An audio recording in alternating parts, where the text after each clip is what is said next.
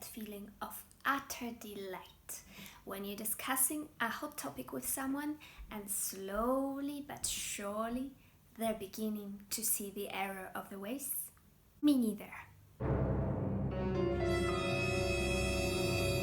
In this video, I'm going to share with you 4 tips on how to win an argument. Now, by argument, I don't mean a fight. I'm talking about 2 people exchanging arguments about a topic that they have some disagreement about. What we usually understand by winning an argument is, I convinced them, they changed their mind. That's not what this video is about. Instead, what I want to propose is a win-win situation. My tip number 1 is listen attentively. Whenever we start an argument, we first need to make sure that we understand what the other person is arguing for. To do that, we need to let them talk and listen to what they say. This sounds simple, but it's so hard to put in practice, at least for me. And if you're one of those amazing people who are great listeners, it means you're probably not watching a video on how to win an argument. So with that said, when we argue about something, we need to remember that we are both human beings, which means we have feelings and that the conversation between us isn't all about objective arguments, it's also about relationship. And in order to have a winsome argument, we need to make sure that we develop a relationship of trust. This is why we need to prioritize active listening, asking clarifying questions, trying to understand where the other person is coming from, why they believe what they believe.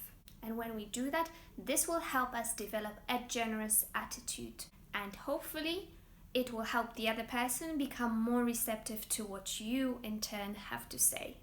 And something that I noticed and greatly appreciate is that starting with active listening helps relieve that tension that I feel sometimes when I want to react. I want to respond to that argument because they're wrong. We don't lose anything by listening and honoring the person that we're talking with.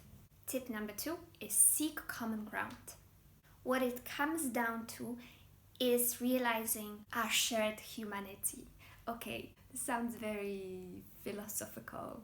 All I'm saying is that if you are a human being and if the other person is a human being as well, it means you probably have something in common. You probably believe in values such as happiness, peace, freedom, joy, all that good stuff. So whenever they express a concern involving one of these values, the best thing we can do is to acknowledge their concern. You probably care about that value as much as they do, but maybe you agree about the end goal, but you disagree on the means to get there. In any case, we're gonna try and meet the other person where they're at and take a genuine interest in what they have to say. So if we start an argument by first listening, then establishing common ground, we are in a good place to start tackling the points of disagreement. But before we get there, let's look at tip number 3, which is forget about trying to convince them. What? Isn't that what it's all about? The truth is, whether the other person is going to be convinced by our arguments or not is ultimately outside our control. Now, I'm not saying we shouldn't try to make the best case possible for our position, but I want to reframe what we understand by winning an argument. Instead of obsessing about the outcome, I want to suggest that the more winsome approach is to focus on our own input. It's okay to be concerned about whether the other person engages our arguments or whether they change their mind, but we need to remember that these things are ultimately outside our control. We can do our best. We can listen attentively. We can start with establishing common ground. We can be very generous in the way we engage their arguments. But at the end of the day, that's all we can do. And we need to keep in mind that it's probable that the other person will leave the conversation with the same or similar views that they started it.